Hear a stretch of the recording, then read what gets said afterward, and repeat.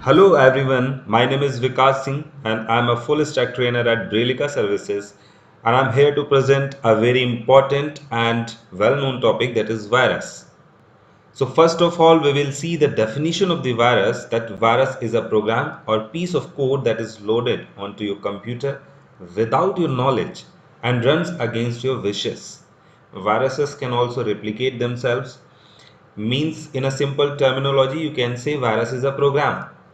किसी भी normal programme या सॉफ्टवेयर की तरह वायरस भी एक प्रोग्राम होता है, बट इसका इंटेंशन बाकी प्रोग्राम की तरह नहीं होता है। मतलब ये आपके विशेस के अगेंस्ट होता है एंड ये आपकी नॉलेज में नहीं होता है कि आपके कंप्यूटर में है, और ये जब भी आपके कंप्यूटर में आता है नुकसान पहुंचाने के लिए आता है। कई अलग अलग तरह के वायरस होते हैं और सबका टारगेट, सबका पर्पस अलग अलग होता है, बट ये सारे पर्पस यूजर के अगेंस्ट होते हैं। तो वायरस अपने आप में एक शॉर्ट फॉर्म है, इसको हम लोग vital information resources under siege बोलते हैं। इनको malicious programs, malware, rootkits, अलग अलग नामों से जाना जाता है। तो जो पहला वायरस था वो 1982 में आया था, जिसे फर्स्ट वायरस कहा जाता है नेटवर्क का। बॉब थॉमस ने बनाया था इसको। इसके अलावा अगर फर्स्ट पीसी वायरस की बात करें तो ये एक बूट सेक्टर वायरस था जो बूट सेक्टर में अटैक करता था। इसे फारूक अलवी ब्रदर्स ने बनाया था 1986 में।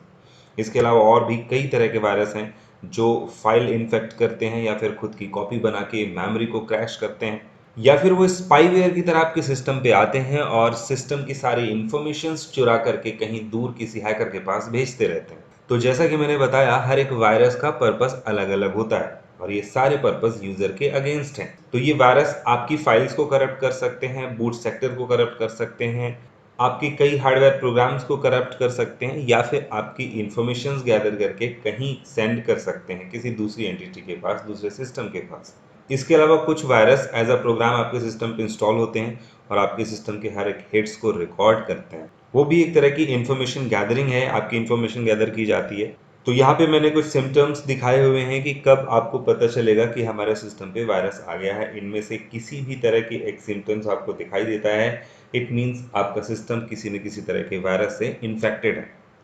या फिर रिप्लिकेटिंग वायरस जो अपनी खुद की कॉपी बनाते हैं, 1 से 2, 2 से 4, 8, 16, 32 ऐसे करके वो रिप्लिकेट होते हैं और आपके सिस्टम की मेमोरी को फुल करते हैं। आपका जो प्रोसेसर है आपके सिस्टम का, वो उन वायरस प्रोग्राम को ही प्रोसेस करता रहता है, तो बाकी प्रोग्राम्स और सॉफ्टवेयर को वर्किंग को टाइम नहीं दे पाता है। इस तरीके से उसकी जो स्पीड है वो स्लो डाउन हो जाती है। तो यहाँ पे मैंने कुछ सिम्टम्स शोकेस किए हुए हैं। इनको देख के आप समझ सकते हैं कि कब आपके सिस्टम पे वायरस आ गए हैं, आपका सिस्टम इन्फेक्टेड है। अगर इसमें से किसी भी तरह की प्रॉब्लम या सिम्टम्स आपको दिखाई दे रहे हैं तो इट मीन्स कि आपको रिक्वायरमेंट है आपके सिस्टम की चेकिंग की। तो सिम्टम्स ऑफ वायरस के अलावा टाइप्स ऑफ वायरस का जानना भी ज़रूरी है। यहाँ पे मैंने ऑलमोस्ट सारी कैटेगरी दी हुई है, सभी वायरस यहाँ पे मैंने मेंशन किए हुए हैं।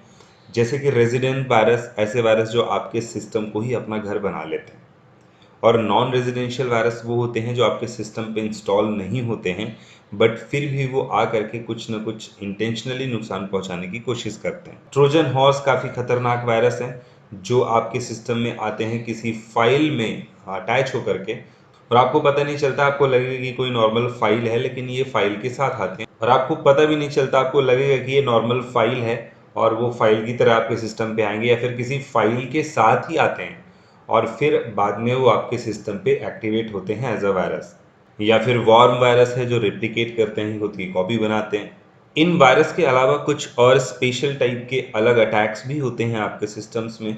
तो ये जो अटैक हैं ये मोस्टली आपके सर्वर सिस्टम पे होते हैं, XSS, SQL injection, HTML injection या फिर सीएसआरएफ।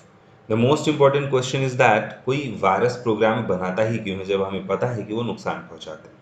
तो ये कुछ यहाँ पे मैंने रीजंस लिखे हुए हैं जिनकी वजह से मार्केट में सिस्टम्स में वायरस आते हैं। तो वायरस आने का एक ही सोर्स है, वो है इंटरनेट। स्प्रेड आउट होने के अलग अलग तरीके हो सकते हैं कि वो पेन ड्राइव से या किसी डिवाइस से ट्रांसफर हो एक सिस्टम से दूसरे सिस्टम में, बट आने का एक ही सोर्स है, वो है इंटरनेट। तो सबसे पहला रीजन है टू स्टॉप द पायरेसी। बहुत सी कंपनीज या फिर आप कहें कि ऑलमोस्ट सारी कंपनीज अपना सॉफ्टवेयर बनाती हैं, तो सॉफ्टवेयर के लाइसेंस वर्जन में साथ में एक वायरस प्रोग्राम भी इंजेक्ट करती हैं। तो एक टाइम के बाद आपका वो जब प्रोग्राम 1 साल या 2 साल या 3 साल के लिए जो लाइसेंस लिया हुआ है आपने, जब वो एक्सपायर होता है, उसका वैलिडेशन पीरियड कंप्लीट होता है, तो कुछ एक टाइम मिलता है। उस टाइम के बाद आपको उसे रीएक्टिवेट करना है, आपको पेमेंट करनी होती है। और अगर आप वो पेमेंट नहीं करते हैं और एक्सपायर वर्जन को यूज़ करने की कोशिश करते हैं लगातार, तो उसी सॉफ्टवेयर के अंदर एक छोटा सा प्रोग्राम वायरस होता है जो ऑटोमेटिक एक्टिवेट हो जाता है एक टाइम के बाद, और वो धीरे धीरे करके उस सॉफ्टवेयर को करप्ट करना शुरू करता है, और एक टाइम के बाद वो पूरी तरह से उसको करप्ट करता है। तो ये ऐसा इसलिए किया जाता है ताकि कोई बहुत ज़्यादा टाइम तक ऑफिशियली हमारे सॉफ्टवेयर को एक्सपायर होने के बाद यूज़ ना कर पाए, क्योंकि अगर हम सॉफ्टवेयर को प्रॉपर यूज़ कर पाएंगे तो फिर हम नया सॉफ्टवेयर नहीं खरीदेंगे और पेमेंट नहीं करेंगे, डुप्लीकेट प्रोग्राम बना करके इन्हीं एक्सपायर वर्जन्स को कॉपी पेस्ट करके यूज़ करते रहेंगे, लोगों को देते रहेंगे, फ्रेंड्स को। तो ऐसे में कंपनी का बेनिफिट नहीं होगा, इसलिए वो चाहते हैं कि पायरेसी को कंट्रोल किया जाए, तो वायरस प्रोग्राम को इंजेक्ट करते हैं। बट ये उसी सॉफ्टवेयर को इन्फेक्ट करते हैं, उसी सॉफ्टवेयर की फाइल्स को इन्फेक्ट कर सकते हैं, अदर आपके सिस्टम पे कोई नुकसान नहीं पहुंचाते। बहुत सी कंपनीज अपने एंटीवायरस को प्रमोट करने के लिए वायरस बनाती हैं ताकि मार्केट में किसी और एंटीवायरस के पास उसका, आप कह सकते हैं जैसे कि एंटीडोज ना हो, तो वो अपने एंटीवायरस को प्रमोट करते हैं, इसलिए भी बनाते हैं। इसके अलावा बहुत से जो प्रैक्टिशनर होते हैं वो बनाते हैं मिसयूज़ करने के लिए, जो सॉफ्टवेयर इंजीनियरिंग करते हैं, बहुत सारे लोग हैकिंग करने की कोशिश करते हैं, मिसयूज़ करते हैं, चोरी करते हैं, उसके लिए भी वायरस बनाए जाते हैं। या फिर जो कंट्रीज़ हैं, एक कंट्री दूसरी कंट्री की दुश्मन है, तो दुश्मन कंट्रीज़ जो होती हैं वो भी बहुत से वायरस बनाती रहती हैं और दूसरी कंट्री के सिस्टम्स को, गवर्नमेंट एजेंसीज़ के सिस्टम्स को, सर्वर्स को हैक करने की कोशिश करती रहती हैं, और इस चक्कर में बहुत सारे वायरस बनाए जाते हैं। इसके अलावा इनफॉर्मल प्रैक्टिस के तौर पे, जो जैसा कि मैंने बताया, कुछ नए प्रैक्टिशनर हैं, आप नया नया सीखते हो तो आप वायरस बनाने की, प्रोग्राम बनाने की कोशिश करते हो और मिसयूज़ करने की कोशिश करते हो। तो इस तरीके के रीजंस होते हैं जो मार्केट में वायरस आ जाते हैं। वायरस से प्रिवेंशंस के तरीके क्या हैं वो यहाँ पे मैंने मेंशन किए हैं कि आप अपने सॉफ्टवेयर्स को टाइमली अपडेट करें। इसके अलावा जो सिक्योरिटी सिस्टम है, सॉफ्टवेयर है, फायरवॉल है, एंटीवायरस हैं, उनको टाइमली अपडेट करते रहें। आप जब इंटरनेट यूज़ करें या एक्सटर्नल कोई भी कंपोनेंट डिवाइस यूज़ करें तो बहुत ही कॉन्शियसली यूज़ करें। जैसे कि किसी भी तरह के ग्रीटिंग आते हैं तो उन पे क्लिक ना करें, मेल आते हैं तो उनको चेक ना करें, ओपन ना करें, उनके साथ फाइल अटैच होकर के आती है तो उनको ओपन ना करें। जब तक आप वेल नोन सोर्स से ईमेल रिसीव नहीं कर रहे हैं कंफर्मेशन के बिना, तब तक आप उस ईमेल में रखी हुई फाइल्स को ओपन ना करें, ईमेल्स को ओपन ना करें। ये अलग अलग तरीके हैं। फिशिंग पेजेस बनाए जाते हैं कई बार। आप जिस वेबसाइट को यूज़ कर रहे हैं, मान लीजिए आप एसबीआई की वेबसाइट यूज़ कर रहे हैं, तो लोग उस वेबसाइट का डुप्लीकेट पेज बना के भेज देते हैं, तो एक बार में आप उसमें पकड़ नहीं पाएंगे कि ये हमारी ओरिजिनल वेबसाइट है या फिर डुप्लीकेट पेज है।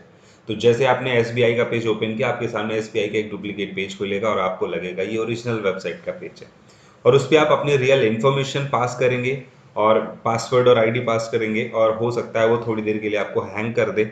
आपको वो एक नॉर्मल सा एक्शन लगेगा कि सिस्टम थोड़ी सी प्रॉब्लम हो रही होगी, और उसके बाद जब थोड़ी देर बाद आप उससे बाहर निकलेंगे तब तक आपके बैंक अकाउंट से पैसे निकाले जा चुके होंगे। तो इस तरीके से फिशिंग पेजेस भी बनाए जाते हैं। इसको हम लोग बोलते हैं फिशिंग अटैक। कुछ एक डुप्लीकेसी यूज़ करके जो आप परमानेंट यूज़ कर रहे हैं सॉफ्टवेयर या प्रोग्राम या इंटरनेट वेबसाइट्स, तो उसके रूप में पेजेस या डेटा को भेजा जाता है। और अगर आपके सिस्टम पे वायरस किसी तरह से आ ही जाता है तो फिर उसका तरीका क्या है कि आप अपने पूरे सिस्टम को स्कैन करें सेफ मोड में लेकर के। तो आपके सिस्टम में जो एंटीवायरस है, अगर वो स्ट्रांग है, बढ़िया है, तो वो सारे वायरस को निकाल करके डिलीट कर देगा। इवन कुछ वायरस खतरनाक होते हैं जो स्कैनिंग के बाद भी पकड़ में नहीं आते हैं, तो दूसरा तरीका होता है कि किसी बैक डेट पे अपने सिस्टम को रिस्टोर कर सकते हैं। एंड कुछ वायरस ऐसे होते हैं जो रिस्टोर से भी नहीं जाते, जैसे कि सियाडोर एक काफ़ी खतरनाक वायरस है, फाइल इन्फेक्टर है। तो अगर आपके सिस्टम पे वो आ जाता है, आपने अपडेट नहीं किया, एंटीवायरस को अपडेट करने में थोड़ा डिले कर दिया और वो आ गया किसी तरह से, तो फिर वो आपके सिस्टम से जाएगा नहीं, रिस्टोर करने से भी नहीं जाएगा।